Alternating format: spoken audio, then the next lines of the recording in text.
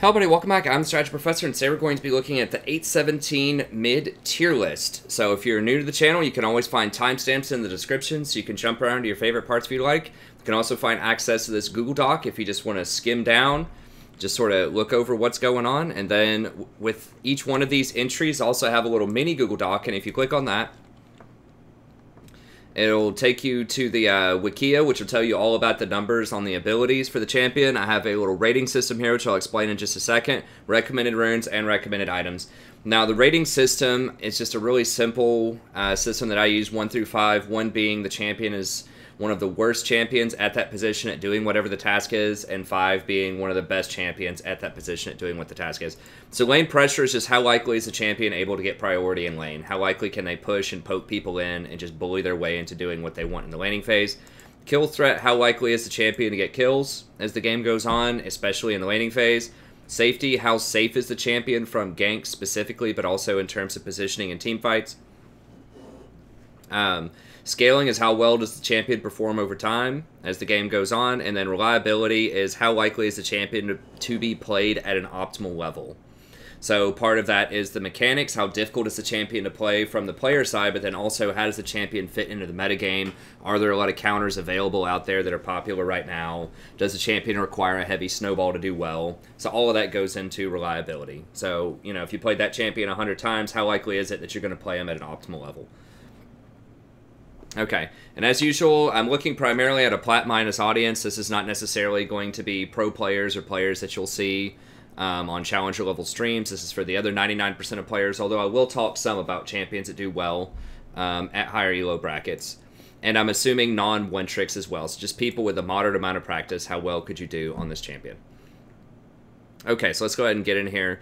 If you haven't checked out my top 5 tips to gain more elo, be sure to check that out. It talks about all sorts of things I get asked all the time on the channel, like team composition, champion select, macro, micro, itemization runes. I touch on a whole bunch of different stuff in there, so be sure to check that out. And there's a lot of like full-length videos on the channel as well about almost any topic you can think of. If you haven't checked out my other tier list for this patch, be sure to check out. I've got the support one and the 80 carry one done right now. I'll see if I can get the top and the jungle one done as well. We'll see if time permits. But I want to at least get these 3 done. The support 80 carry and, of course, the mid-tier list I'm doing right now. Okay, let's talk about the tier list real quick. So there has been a bit of a shakeup over the last couple of patches in terms of mid lane. I will say that I think mid overall is the most diverse lane out there. I think there are a lot of different champions that can perform very well, especially if you're well-versed on those champions. There are a lot of one-tricks that can perform well from the mid lane. But there are some that are kind of rising to the top that have been trending upward recently. So Ahri is the #1 champion, I think, that has been moving up a lot. She did receive several buffs. Let me see if I can pull her up here. The most notable buff that she got was her level 1 charm, I believe, went from 1 second to 1.4 seconds. So she basically got a free almost half-second CC on her charm. It looks like it's not going to show up for us here. Is it going to show us history? Let me see. Sadie, why don't you hop over here, Sadie? She will do this thing where she likes to put her wet nose in my hand constantly. Let's see if we can get to the history. Okay, this will give us the history here, I think. Okay, so this website's been really buggy for a couple of months now, and I really don't understand. Maybe I should try another browser or something. I usually use Chrome, but anyways, so this was the big one, is they changed it from 1 second to 1.4, and they reduced the mana cost, so you're not punished as much for, you know, trying these out, you know, trying to land a couple of charms. It's not going to kill your mana base, and that was in 8.14, so that was just a few patches ago. And the big deal about this is the way that you level up Ahri typically is you'll max your Q first, then your E, and then your W. So you're not going to get multiple points in W until starting around level 13 or so. And so that means for most of the game, you get an extra, you know, 0.4 seconds. And this is a very big deal. This virtually ensures that you're going to hit a full Q combo, even if they have Mercury Treads, if you hit them with the charm, and it's highly likely that you're going to be able to get off an E and probably an ult as well. So pretty much you're going to have lots of time to delete people when you hit that charm. That's also going to give your teammates time to react as well and chain their CC together with you. And just hit the enemy champion once they get charmed. It just gives a lot more reaction time to your team. So very, very big buff. historically, anything that gives an extra, you know, around a half a second of CC is very, very good, especially if there's virtually no trade-off to that. No, Sadie, sit. Sit over here. Let's chill. Yeah, and then, I mean, she had some stats changed around here as well, but I think the, yeah, she had like a little mini rework in patch 8.8. But I think this is the really big one. And then just the meta has shifted overall away from some of these assassins that can punish her very hard in lane. So particularly like Talon and Zed. Electrocute got nerfed, Sudden Impact got nerfed, which she uses both of those. So that hurts both of them. But then Duskblade got hit really hard last patch as well. And so I think that... now I don't remember where I put my drink. But whatever. I think that has opened up a space for her. She's definitely gone up percentage-wise. She's 54% now, and she had been like a 51% champion, so I think that's a big part of it. There hasn't been like a huge shift in her itemization or runing that much. She can trigger... she can trigger Electrocute in lane pretty well, I think. I like to build her with the Time Warp Tonic build, which you'll see this on a lot of mid laners right now, because the interaction with Time Warp Tonic plus Corrupting Potion plus Dark Seal is just a really powerful combination on champions that can leverage that. And she can also get quite a bit of healing off of Ravenous Hunter too with her Q. So she just has good a good combination for mid lane, right? She's got a lot of safety at level 6. Her ultimate's only like a little over a 1 minute cooldown, I think, even at level 1. She can push waves really quickly with her Q. She can roam. And that's another thing, is that a lot of champions, you know, I think it was around patch 8.11 or 8.12, they nerfed a lot of the wave clear on champions so that champions couldn't push and roam as much. And she was a champion that did not really get touched that much because she doesn't get tier. That's something that got nerfed a lot. Obviously, she never got banner or anything like that. She just never really abused a lot of the stuff that was getting abused by champions that were doing the push and roam strategy a lot more. And so that has opened up a space for her to perform very well because she's very safe, has very reliable damage, you know, very mobile, can get to that back line and escape really easily, puts out some, like, not insane sustained damage, but okay. She's really good at picking off squishies. And then having that extra 0.4 seconds on Charm and having a better mana management system with the cost reduction of 15 on Charm has really made her very good. So I think that she's great right now. Like, there are some picks that she is not amazing into, like a few of the other assassins, most notably like Kassadin, Leblanc, are pretty bad matchups for her, but she really preys on a lot of other champions out there. It's not like she automatically loses those matchups, but... she's got game against almost everything, pretty much. And especially at lower elos, because she is so reliable, because she has, like, 3 flashes to get out of jail, you know, if you're caught out of position, and because she can consistently push and roam, I think makes her a really good pick. So, that's why I think she's on top. Statistically, she's risen a ton. Logically, it just makes sense. They've nerfed a lot of the competition around her. Very easy to play. Very flexible in terms of what she can do. She can be safe, she can be aggressive, she can roam, she can push, she can assassinate. She's just kind of a really good jack of all trades, so that's why I think she shot up so much recently. Malzahar is another one that I'm going to put up pretty high. His numbers aren't quite as high as some of the other ones that are above him, but specifically he's good against Ahri because you have that point click. And he's good against a lot of assassins with strong lockdown.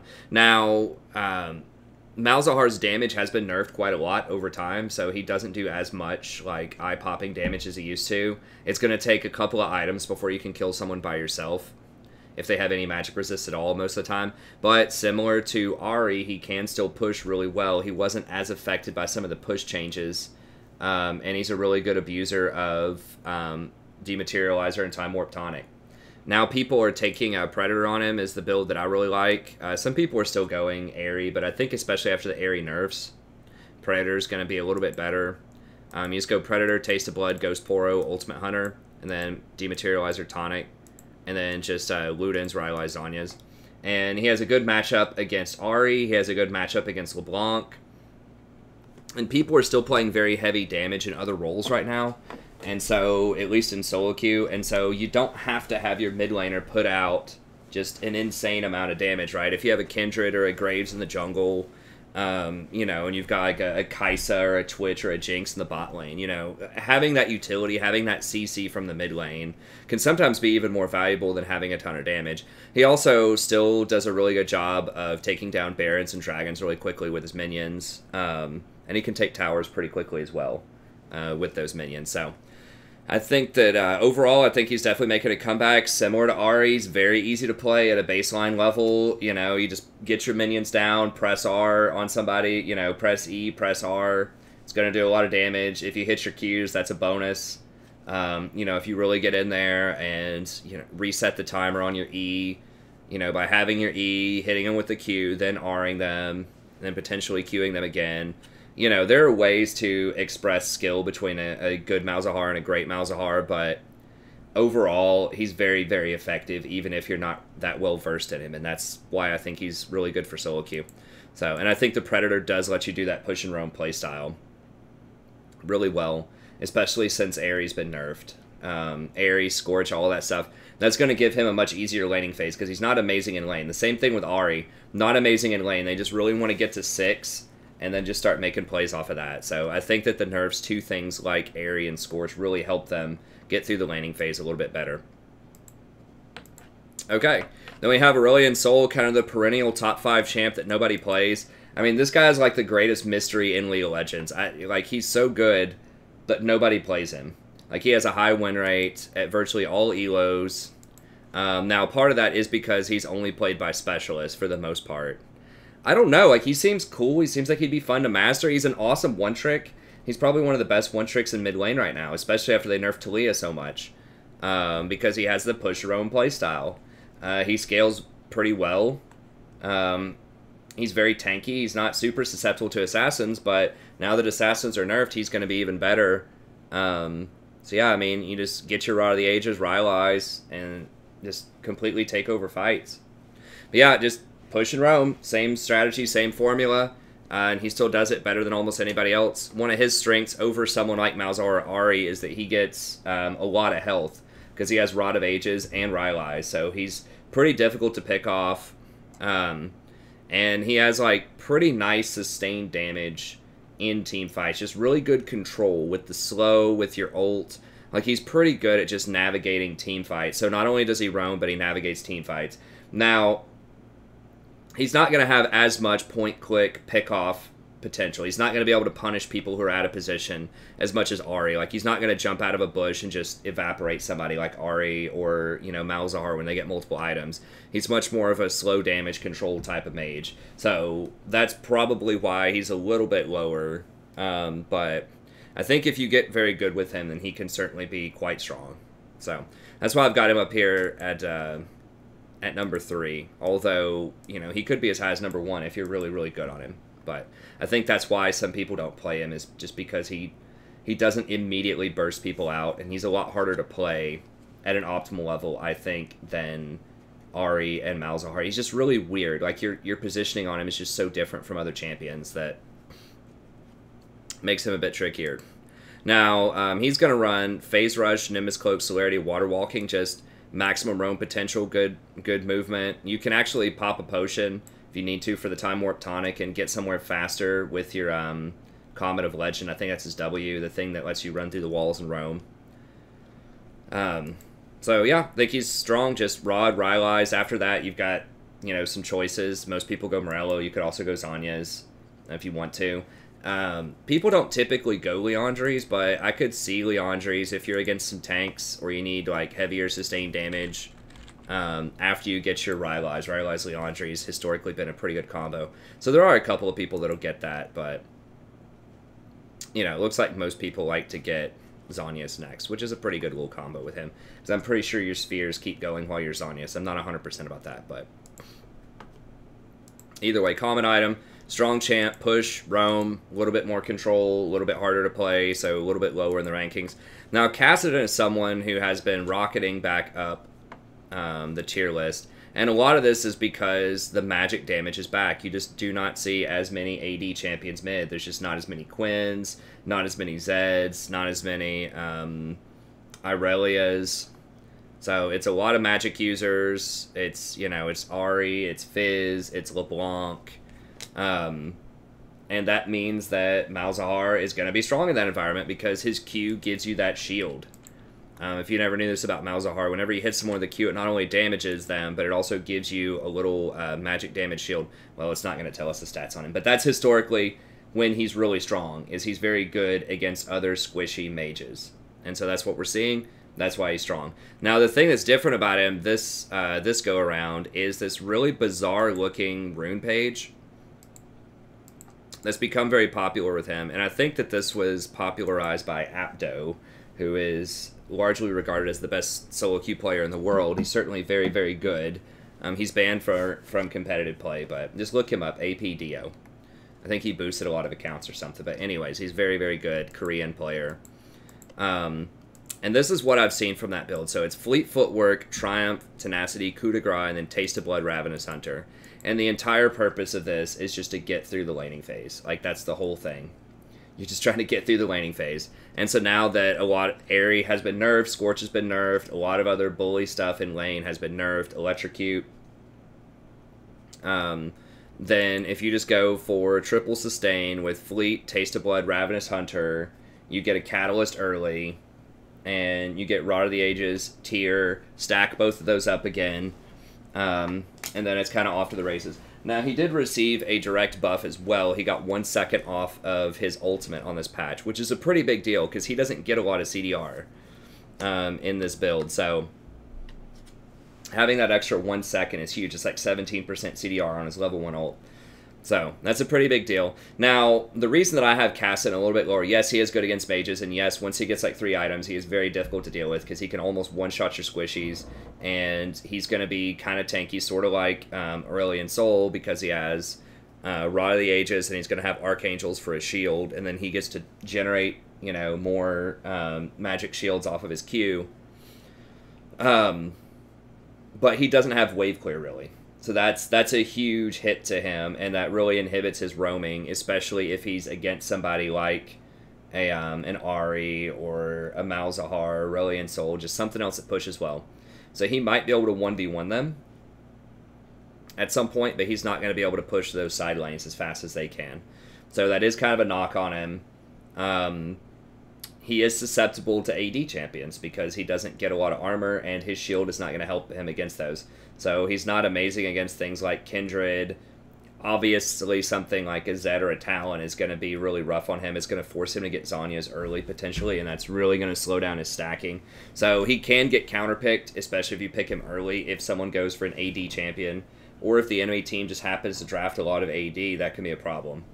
But he is starting to make a comeback as an answer, as a counterpick to, I think specifically LeBlanc is where a lot of people pick him, but I think he'd be pretty good in a Fizz and Ahri as well.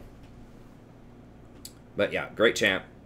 Still pretty easy to play. That's how a lot of these are, you know, the first 4 at least. Very straightforward. I mean, you have to have some game knowledge about when to go in, when to leave, but it's virtually no mechanics. There aren't any skill shots. It's just straight up, you just point, click, Q on him, press E. You know, he's pretty easy to play. There's nothing wrong with that. That's why they're ranked highly, because, you know, you get to focus a lot more on macro and making those kind of decisions rather than trying to figure out how to hit your skill shots. So I think that's nice. Now, LeBlanc is somebody who has been climbing up quite a lot as well. Now, she did get her Electrocute and Scorch nerfed. But actually, I don't even think she got Scorch. But Electrocute was certainly nerfed on her. But she is still very, very popular. I think that she's still going to go the Materializer Time Warp. Now, she doesn't wave clear that well either. I think she can use her ult and like copy her W and clear waves once she gets an item or two. It does leave her without her ultimate for a little bit, but it's a fairly short cooldown, so I think that's still a viable strategy off of her. And she's just going to go Ludens these days. She's moved away from that Gunblade build that was popular a while ago. I think they changed the interaction. I think that was how her W spread. The way that it interacted with Gunblade healed her for a ton. It's really weird. I think they fixed it. That was probably 6 or 7 patches ago, maybe longer. But yeah, it's just big damage. It's just Ludens. It looks like it's Ludens into Void Staff or Ludens into Morello, Deathcap. Probably just depends on how well you're performing. Morello is a decent option just because she doesn't need much more mana than Ludens, and this is just such a good 1500 gold item. It gives you a really nice spike and lets you keep snowballing. But yeah, it's just going to be probably Electrocute, Sudden Impact. Even though Sudden Impact got nerfed a little bit, it's not the end of the world. Still pretty good. And then Ghost Portal gives you a little extra AP. Now, Relentless Hunter is popular here. You could easily go for like Ravenous Hunter if you wanted more healing in a tough lane. But this just lets you roam faster, and then Materializer Time Warp Tonic.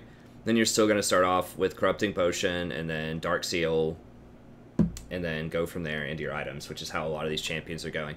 So, Leblanc, if you've never played against a good Leblanc, you don't want to. She's very, very frustrating because she has 2 jumps. So her engage range is like 2,000. You know, she can W forward and then copy that W forward again, chain you, and then you're going to die. And then she can jump all the way back 2,000. So she's just very, very frustrating, especially if a team doesn't have crowd control to lock her down. So this is why Malzahar is coming back up, because he can actually shut her up for a little bit, and she doesn't like to get QSS. That's the other thing about Malzahar. When you play against champions that don't have AD, then QSS is a lot worse. If you're forcing a LeBlanc to get a QSS, Quicksilver Sash, then you're you're in a pretty good position. So, anyways, I think she is coming back. A lot of it's because other assassins have been nerfed. Mobility's kind of at a premium right now. And a lot of the squishy, immobile 80 carries are coming back into play. We're seeing more Twitch, seeing more Jinx. A lot of that stuff is becoming very popular. So we're shifting away from like the Ezreal, Lucian, stuff like that. Even Xayah is shifting away a little bit. We're moving back towards these immobile 80 carries, and those are just food for LeBlanc. She loves being able to delete those champs. So, and you're still seeing a lot of squishy junglers, you know, we're seeing the Graves, Kindred, stuff like that. She's really good at deleting them. So she's not amazing against tanks. Like, if the enemy team has, like, you know, 3 tanks with hard CC, you know, you're facing, like, I don't know, Gragas, Alistar, Ornn, or something like that. She's probably not going to be amazing, but usually in solo queue, people will play squishy things, and she can delete them. And she's probably... I think she's the best kind of, like, pure assassin right now. She's very hard to play, though. So that's why it was a little tough for me to put her up here, but I think that she's so strong that she deserves to be up here, even though she is harder to play. She does have almost a 51% win rate, and she's very hard to play. So I think that means that she's doing very well right now. Usually a lot of the higher win rate champions, not always, but if they have a decent representation... You know, if they have a pick rate, certainly of 10%, she has 10% right now, which is really high. And they have a high win rate, that usually means they're very easy, like Ahri, or relatively easy. Like some of the other champions will be more niche type of champions that are harder to play, like Aurelion Sol. But like most of these champions up here are going to be relatively simple to play compared to something like Ryze or Cassiopeia or whatever. Although Cassio's moving up quite a bit, and I think she's... if not the hardest champ, one of the hardest champs in the game to play. And like a super optimal level, like maybe her, Riven, and Yasuo. Anyways, I think the LeBlanc's really good. Okay, moving down to tier 2 a little bit here. We've got Fizz. Now, I moved Fizz down just a little bit because he does rely very heavily on all-in, 1 rotation, you're dead, and usually there's not a lot of wiggle room early on. With LeBlanc, a little bit less damage on Electrocute, Sudden Impact, that's okay, probably. You're going to overkill him a lot of times. But with Fizz, especially those first couple of kills, it's really tight. And you want to make sure that you have enough damage to get all the way through. So that's why I moved him down just a little bit. I think he had some direct nerfs as well. Like, they overbuffed him, and then they nerfed him. I think that was 2 patches ago. So it moved him down a little bit from, like, how he was. Okay, we got that here. This isn't going to tell me the history, I don't think, unfortunately. So I don't remember when he got nerfed, but Fizz is really good because he can dodge CC pretty well, at least some CC with his Playful Trickster. Now, Leblanc's chains will stay on him, even if he goes up there, so if she chains him, he's probably still going to die. And she can dodge his sharks. So I don't know about that matchup against LeBlanc. I feel like LeBlanc's probably a little favored there, but he's certainly really strong. I mean, he's got a lot of mobility. He's relatively safe. He can dodge a lot of CC. He's got kind of a long-range engage with a relatively short cooldown. And he scales really well, has really nice AP ratios.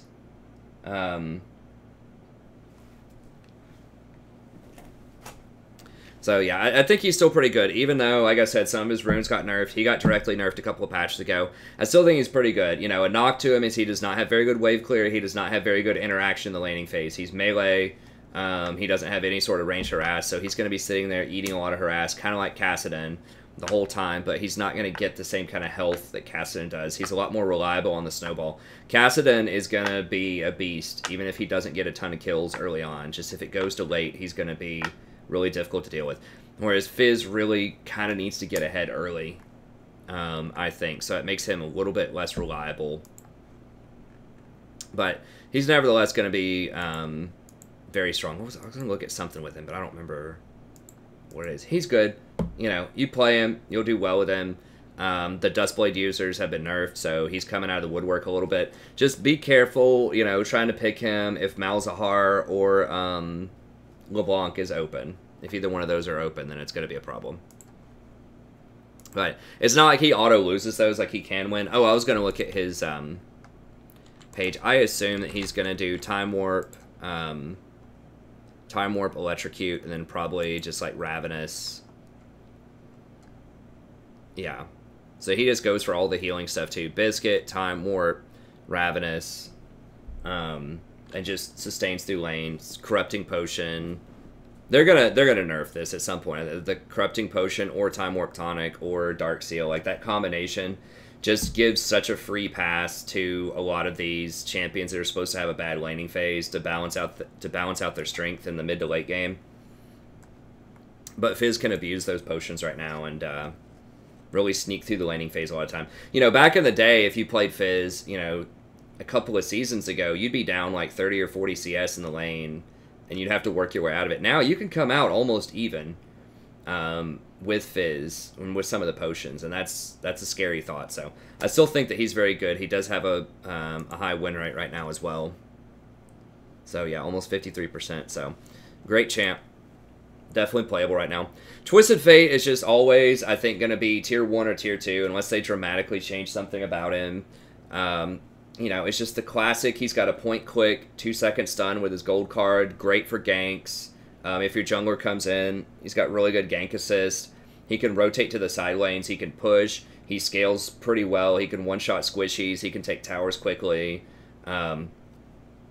He just has so much utility to him, and if you know what you're doing, he would be like one of the premier booster champions. I mean, this is who Apto plays. It's like the classic Apto is almost always Twisted Fate or Taliyah because of their similar profiles, where it's just push, roam, dominate the side lanes. Because if you haven't watched any of my other videos or any other like I'm not high-low per se, but a lot of people who give advice on how to win, how to climb a lot out of mid lane, you have to win the side lanes. It's not good enough just to win your own lane. You have to win every lane. That's how you carry people, right? It's not enough if you just go 3-0 in your lane and then just complain about your bot lane going 0-5. Well, where were you? Why didn't you go down there and help your bot lane? That's what you have to be thinking. You can't just try to play the blame game and blame all these other people. Like, it's okay to be frustrated, you know, and to think, oh man, you know, my side lanes aren't doing that well. But especially if you're the mid laner, like if you're the support, like what I play most of the time, you may not have the freedom to go roam and help those lanes early on, right? Like, you have to wait until your lane breaks, till one of the towers goes down, and then you can roam around and maybe make plays. But a lot of times it's too risky to do that, to leave your AD carry alone. But as a mid laner, you can do that, like, anytime you want. If you just get priority in your lane, you push, then you can start affecting those side lanes, you know, more than almost any other champ of the game, except for perhaps the jungler. So, that's what Twisted Fate does. You can dominate your lane. You're always very scary, you know, with that gold card if the jungler rolls up. Anyone overextends in side lanes, you can kill them. Your jungler's invading, you can warp in there and help them. There's just so many different things you can do with Twisted Fate. So he can have a hard time against assassins, particularly Fizz, because Fizz can jump his gold card, which is really frustrating if it's a good Fizz. Kassadin is a really scary matchup too. Like, a lot of these champs are pretty scary. Ahri, sort of, but not really. You do have a point click. So you can stop her mobility a little bit. But either way, like, in lane, he's not going to do that well. But his ability to roam, he's okay in lane. Like, he's not going to get crushed. But it's really just how well do you roam and affect the game. So it requires pretty good macro knowledge. But, you know, he's a lot of fun. He's great. He's just a classic, one of the best one-tricks, you know, booster champions you can play. And I think that's still the same. Now, most people are going Comet, which is, I guess, what I'll put on there. I do think that Unsealed Spellbook could be interesting for him. You could run Teleport, and then you can take things like, you know, Exhaust, Ignite, Cleanse, Ghost. Ghost would be phenomenal on him. Not to take as sort of your main summoner, but that can be very good for running people down later on. So I think that he can make really good use of a lot of the free summoners that you get off of Unsealed Spellbook. You already want to take Dematerializer and Time Warp Tonic. He usually likes to get Zhonya's at some point, so Stopwatch would be good. So he can use everything out of the Inspiration Tree really well, and then he can also, you know, just take, like, Mana Flow Band and either Absolute Focus or Transcendence or something like that. I think that would be really good.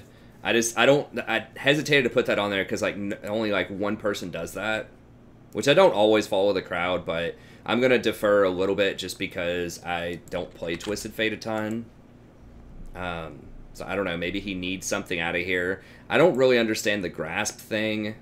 There's a couple people who grasp on it. I'm not really ready to sign up for that, but I think that Comet is still respectable. I just think that this, like, Unsealed Spellbook is probably the future with him. You know, I could even see something like Predator, so that you can, you know, that gives you even more, like, roaming. So now you don't even have to wait on your ult. You just push in Predator, you know, run down bottom. He could take Ulti Hunter, you know, have more ultimates that way. He could, you know, he's ranged, so he could benefit from Taste of Blood. So I'm not even entirely convinced that Predator would be terrible on him.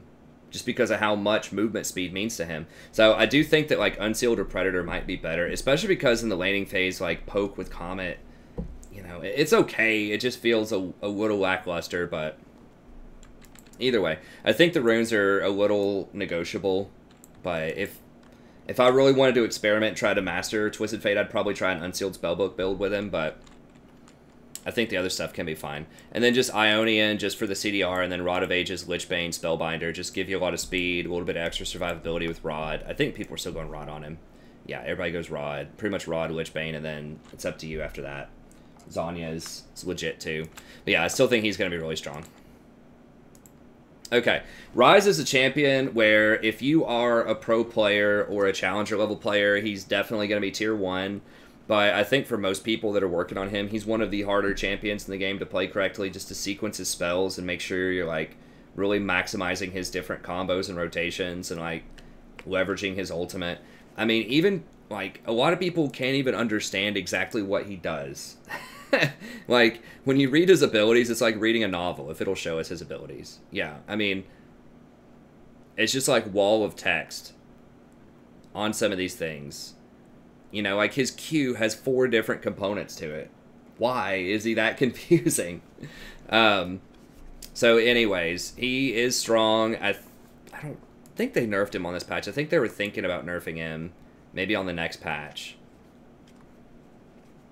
No, he didn't get nerfed on this patch, but he does not have a very high win rate. But once again, it's because not only is he difficult to play sort of mechanically, but just game knowledge-wise, I think a lot of people who play him just don't know, like, what you should be doing with him.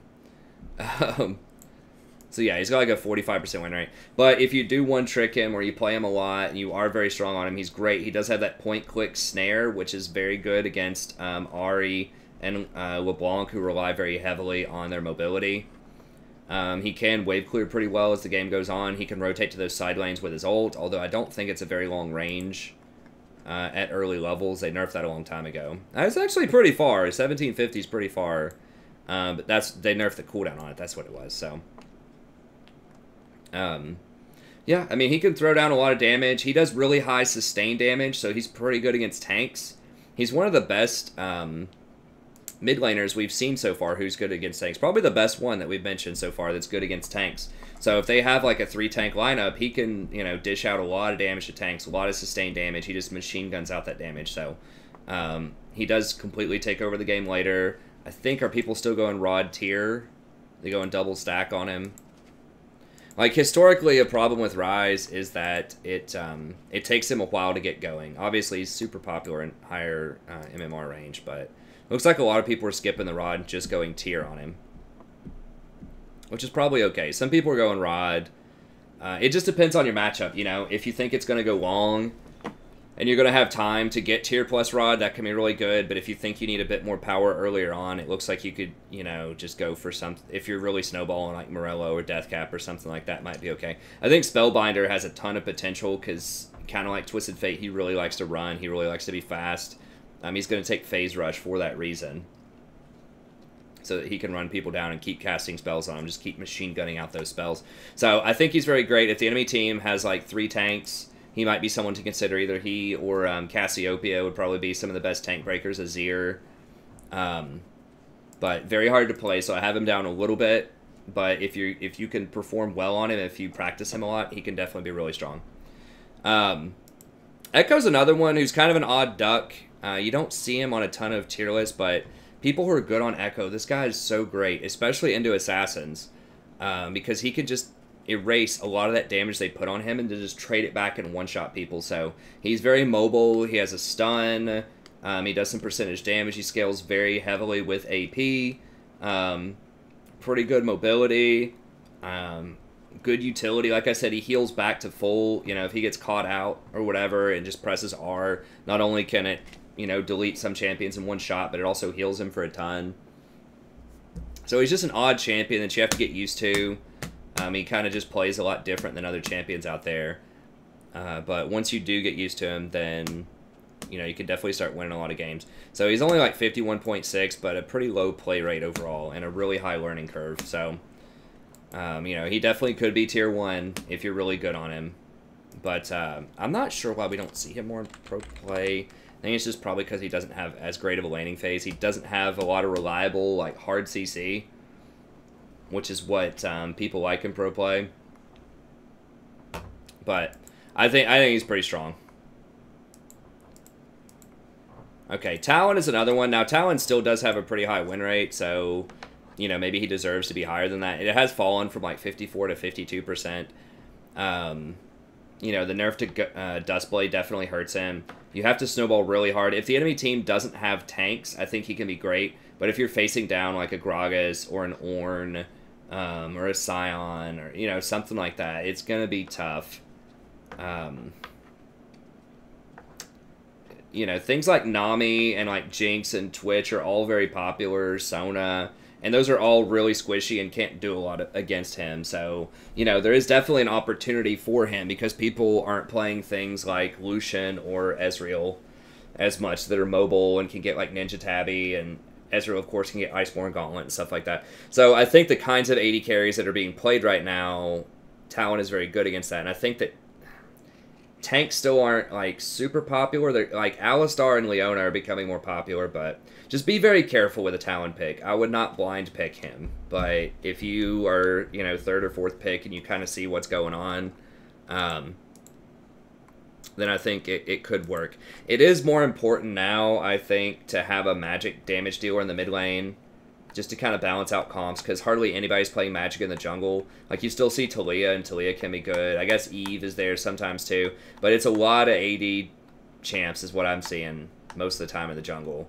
And then top lane, there's like no AP except for like the occasional Rumble or something. So, and AP supports aren't like super popular right now. So I think it's important to have it like an AP in the mid lane, just because of the way that the meta is kind of shaken up. So that's you know, the nerf to Duskblade, the like tanks rising in popularity a little bit more, and the necessity for most teams to have an AP mid laner is why Talon's fallen down just a little bit in my book, even though he still has a pretty good win rate.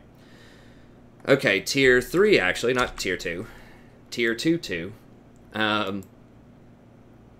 Orianna, I think, is just a good, safe, blind pick. You know, she works pretty well with tanks. If you have an engaged tank, like a Sejuani or a Gragas, just drop that Orianna ball on him, combo it out. That can be very strong. She has good harassment in the laning phase, pretty good scaling, pretty good wave clear. I mean, she's just a good, you know, jack of all trades against most things in the lane. Now, she doesn't roam as well as something like a, you know, a Twisted Fate. She doesn't have, like, the lockdown, sustained CC of something like Malzahar. But she's just, like, pretty good at protecting, too, with her ball. She's just, like, a good, like, utility mid laner. So if the rest of your team already has a ton of damage, I would prefer her as utility over something like a Zilean or a Lulu in solo queue. I know you're seeing some of those in, like, pro play. I'm not really a big subscriber to those champs in solo queue. I just think it requires too much coordination. And I think if you really want to climb, you need to play something that's, you know, just more proactive. I think Orianna's a good compromise, though.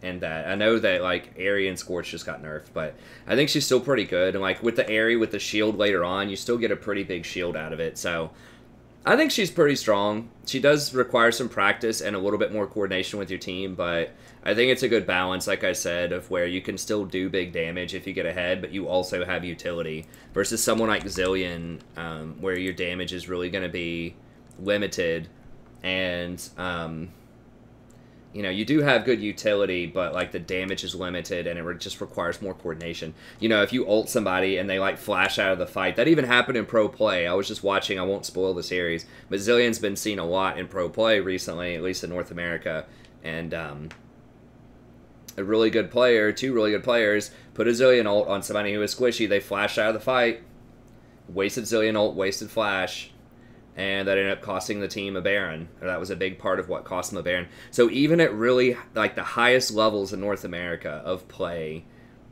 people are miscommunicating and messing up Zilean. And so I know people on the channel love him, and they really like him as support and things like that, but that's why he's not on the list, and this is for people who do like Zilean and are, you know, open to trying out other stuff.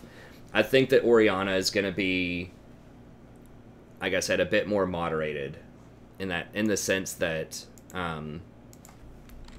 like I said, you have that solo, like, carry potential a little bit more, a little bit less reliant. I mean, yes, if you put the ball on somebody, they have to go in, you know, to make it work. So she is, like, more reliant on your team than something like a Leblanc, but I don't know. I would just, like, my utility pick is going to be Orianna. I think that Lulu's okay, but once again, I just don't think she puts up enough damage, and I think you're deferring too much to your teammates if you play Lulu. So I think Ori is the place to be if you want utility, especially if you have an engaged tank, you already have a lot of damage on your team, and you just, especially if you want a really good blind pick, she doesn't really lose to anything. Like, flat out, you're dead, you know, if you first pick, like, some of these champions. You know, if you pick Kassadin and they pick, like, Zed or Talon, you're in big trouble. There's not anything really like that as Orianna. She's got some decent game against most things, so that's why I've got her at tier 3. She could deserve to be in a tier 2, but she does require a little bit of coordination with your team, as I mentioned before, more so than some of these others, so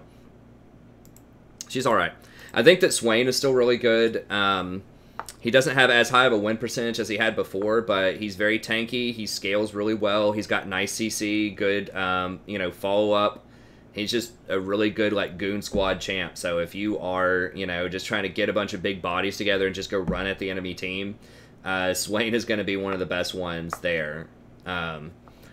So even despite all the nerfs, I still think he's pretty strong. He's got some pretty good game.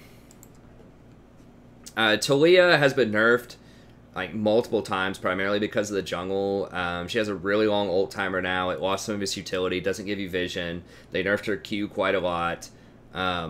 So, like, you can still win as Taliyah. I would just, if you want that style of champion with the roaming, I would probably just go Aurelion Sol or Twisted Fate right now with, like, the hard roams.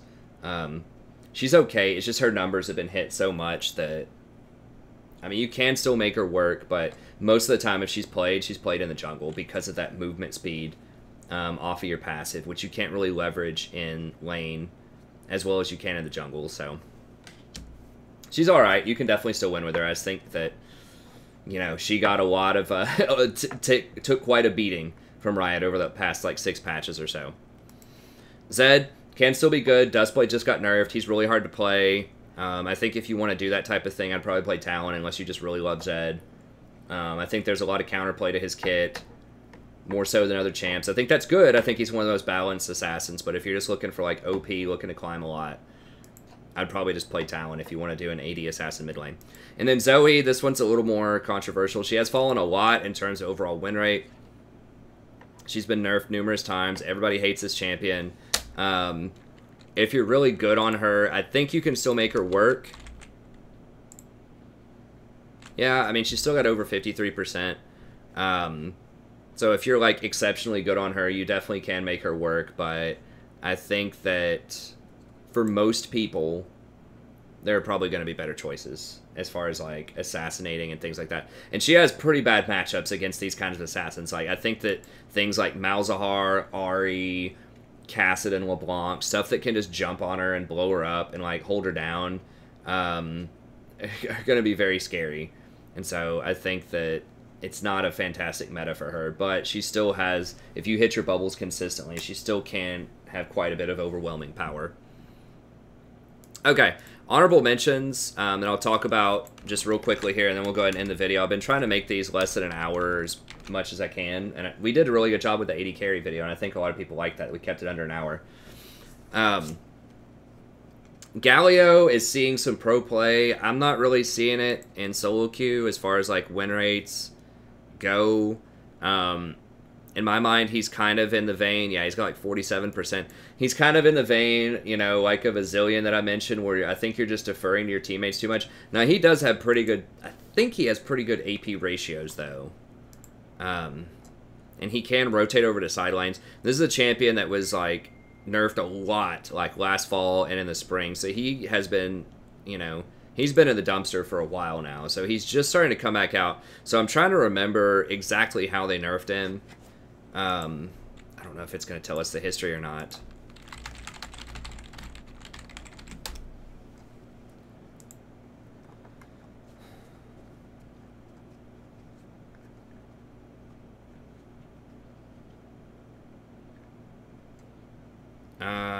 Previous, I don't care about war. I want his ability. Okay, here we go, Let me see. Mana, base mana increase. So he hasn't really been touched in a while. Okay, Hero's Entrance is 200 seconds. Now this is something that's not only global, but it requires coordination. You know, once again, if your teammate goes in and then they like run back out, like they made a bad call, or you like ult and then everybody runs away, it's really bad. So it's different. I think it's kind of different from Ryze or from Twisted Fate, because you are locked onto your teammate's position. So your teammate has to actually be in the right spot so you can ult there. Whereas with Ryze or Twisted Fate, you can flank. You know, even if a teammate's not there, you can go around them, you know, to be to where, like, to get to the position you want to get. But with Galio, you're completely relying on your teammate to be there so that you can ult on top of them, because obviously you can't ult if an ally's not there. So I think that's problematic, especially 160 seconds at the max rank is a long time to wait versus 120. So that's pretty rough. They changed a lot of stuff around like 8.5. Mana cost increase quite a lot at later levels. Cooldown increase. Yeah, they just nerfed him a ton. Now, he does have pretty good AP ratios. But, like, he can, like, if you really need a tank mid lane, I think he's the best tank you've got. But I think his mana costs are pretty high. And, he does have okay wave clear. I mean, everyone else's wave clear has been nerfed, and he still has pretty good wave clear. So, we are seeing he does have a high win rate. You know, if you want to try him out, I think that, like, Aftershock seems to be the way that people are going with him. And these people are building him tank. I feel like more often I see him AP. Like, maybe there's some AP. Maybe it's like Rod of the Ages and then tank. I don't know. like you can take him, but I think there are just too many conditional things that need to be going on to make him really good. So jury's out. I'll have to see it some more. I have seen it in pro play. It has bad statistics in solo queue. Just it looks like it requires a lot of help from teammates. I would probably rather just do something. If you want to like roam and rotate, I'd probably rather just do Aurelion Sol or Twisted Fate, or if you want a team fight, like Orianna or maybe even Ryze, if you practice Ryze a lot. But he's someone I definitely have my eye on. You know, if people find the right kind of build and just practice him enough and have the right kind of team comp, maybe it works. But I feel like it's more of just like a pro level thing where it's good, where you just really need that type of thing. Typically, if like Ryze is banned and you want someone that can like go to side lanes really quickly, then a lot of times they'll pick Galio. But that's interesting. Okay, Cassiopeia is another one. Now, Cassiopeia is very, very good at breaking tanks. So if the enemy team has 3 tanks, she's probably going to be best in show right now at chewing through those tanks. I would expect to see a lot more of her in pro play. I think specifically, if I'm remembering it correctly, I think she's specifically good against Ryze. I'm not entirely sure why that is, but I think it's because she outranges him and she can have the mobility to sort of match him. She's extremely difficult to play correctly. And she's very slow, so she cannot rotate the side lanes very well at all. She's like an artillery piece. So I think that that's why it's very difficult to put her on the tier list, just because she can't really roam. And a lot of solo queue is about roaming the side lanes and making plays. So if tanks come back in over the next few patches, if it's just like all tanks everywhere, it's like 3 tanks every game, then yeah, she'll probably come back. She did get a little buff to her queue. She is moving up. I mean, as I said earlier, you know, her having like a 51.5% win rate on one of the hardest champs in the game is a pretty big flag, you know, green flag that she's doing very well right now. So, now part of that's probably because the assassins got nerfed, and I imagine she's probably pretty good against Malzahar also, who's becoming popular. So, I think she has a bad time against like Fizz, Kassadin. But she's okay. She's okay. I just want to see like more tanks before she comes back. Like tanks are starting to come back, but I think we need to see even more of them before she does. Katarina's okay. You know, no CC, no utility, just straight up. If you get ahead, you just murder the whole team, especially if they don't have crowd control. So she can work, but she's really risky. Lissandra is cool, but her numbers are just too low. I do like her utility, the fact that she can engage from the mid lane role, and she can, you know, peel pretty good wave clear. Her mana costs are just too high. I think she's on the rework list, so if she gets reworked, or at least changed in such a way that she has a useful passive and her mana costs become more manageable, I think she could be very, very good. But right now, I'm just kind of like, okay, she's alright. Anivia has a pretty high win rate, but, you know, kind of like Cassiopeia, she can't really get to side lanes very well, so you know, pretty good against tanks, really good at team fights, very good at sieging and siege defense. She's great in a 1-3-1 comp, so if you have like 2 split pushers, you know, if you have a Master Yi on your team, like Master Yi jungle and then top lane Fiora or something like that, like Anivia can be really good because they're never going to get through you. If you just park it in the middle lane, like they're not going to push through you. So that could be a comp that's really good if you have really good top laner. And if you're trusting that like your jungler is a split pusher and they're pretty good too, then, you know, maybe you could go Anivia. I mean, she's gonna, like, she can do all right. She's not gonna outright lose, I think, to most things in lane, and she has the best wave clear as a mid laner in the game, I think. So she can definitely farm up and take over, but the problem is if your side lanes fall behind, there's not a lot you can do to deal with that. So you're just kind of like praying that they hold it together and don't go 0-5, because you're not going to be able to help them that much. So that's a pretty big wish. That's wishful thinking, but, you know, she can certainly be strong. She's good on her own. She's good at doing her thing. She's just not good at helping other people do their thing as much. Okay, Karthus, similar to Anivia, you know, just really good farm, pretty good wave clear, not quite as good as her. Now, you do have some global reach with your ult. I think his ult got nerfed, the cooldown on it, to a little while ago. So he's okay. The problem with Karthus is there's just so much counterplay to him right now. Like, Zhonya's Hourglass and Stopwatch are extremely popular, and that cancels out, you know, his ult.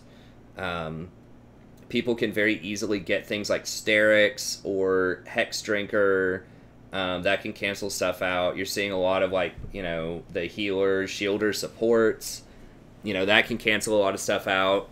You know, if they have a heal or a redemption or all of that kind of stuff. I just feel like there's so much more counterplay to him than there used to be, you know, back in Season 1, obviously. All those items are very common right now. Not just as, like... In other words, people don't have to go out of their way to counter Karthus. They're just going to be doing that anyways. But if you get to late game, he can definitely be pretty strong. So it's not like you can't win with him. I just feel like there are just easier ways to do it. Akali, yeah, if you're Bjergsen, you know, that one game and you go 14-3, it's great. But I think most people are still not good on this champion yet. I think she's very reliant on a snowball. She has virtually no CC. Really easy to gank. I mean, she's okay if you're ahead. I just feel, and she's fun. I just feel like if you want to play an assassin that's actually going to get you some wins, then you need to be, like, learning how to play things like Leblanc, Fizz, or Kassadin. But she's fun. I mean, if you want to have some fun, you can play her. Vlad, I really don't know what's up with Vlad. They nerfed him a little bit. They nerfed, like, one of his core items, Shirelia's. He's okay. I just feel like if you want that type of thing, like the tanky, sustained damage healer type of thing, that Swain's going to be better at that. Swain actually has CC. Vlad doesn't have CC either, so he's okay. Yasuo, you know, if you're a godlike Yasuo player, yes, you can win with him in the middle, sure, but, you know, we all know how most Yasuos go down when they, like how the game plays out when it's a Yasuo middle. Now, he does have, like, a 50% win rate, and he is pretty good in some matchups. So, if it's a very good Yasuo player, you can definitely win with it, but I do not want to see anyone with under 100 games on Yasuo trying to play him mid lane. So, that's why he's kind of down here in the honorable mentions. Morgana, you know, remember what I talked about with Lulu and Zillion. I just want more power from my mid laners. You know, if you want utility, I'd go Ori. That's as far down the power chain as I'm willing to go. Good team player, but can still, like, evaporate people by herself.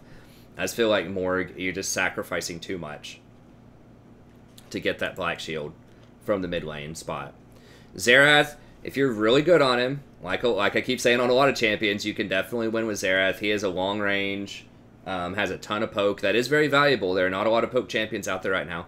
And he can outrange a lot of these other champs. So if they aren't playing an assassin that can get on you, you know, if they're playing like Twisted Fate or Ryze or Cassiopeia or like Orianna, some of these mid-range mages, then he can outrange and poke them out, which is nice. But if they have Ahri, if they have, you know, Kassadin, LeBlanc, Fizz, something like that, it's going to be rough, probably. So... And then Quinn was up there, but I just went ahead and knocked her in the gutter. I think she's had too many nerfs, and I think that it just takes her too long to get going.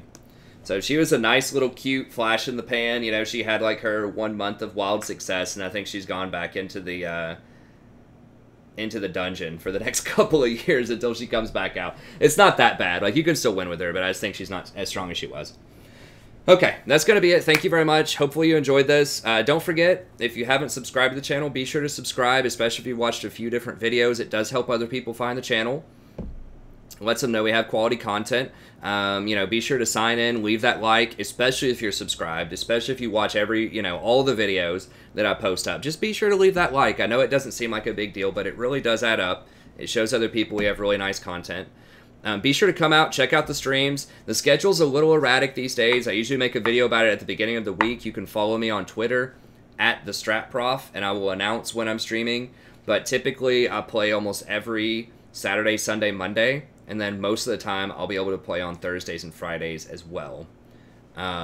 Tuesdays, Wednesdays can't play because I have to travel down 2 states away to go teach. But my wife and I are in the process of moving down there as soon as she lands a job. She's had a lot of interviews, but if you come check out the stream, it's a lot of fun. If you're subscribed, it'll also tell you when I'm streaming. I stream on YouTube. It's a lot of fun, cool community. I answer questions. You know, we laugh. We have a good time on the stream. I try to climb up as much as I can. Go on some random old man stories sometimes. We'll talk about, you know, philosophy or literature or all this other stuff. I am an actual professor of sorts. I teach English at a major American university. And if you want to support and help out the channel as well, you can find in the description you become a channel member. It's just like a Twitch sub through PayPal. It's just $5 a month. You can come out and play with us on Viewers Night. You get discounts if you want any coaching sessions. You get to join our cool Discord. Or if you help out via YouTube, become a YouTube member, then you get the green text recognition, especially during the stream itself. Get the green chat, the emojis, get access to the Discord, viewers night, all kinds of cool perks. So check it out. I describe it in the description. You know, if you've been around for a long time, you've got a couple extra dollars, you want to help out, be sure to check that out. But that's going to be it. Thank you all very much. I really appreciate it, and I'll see you next time.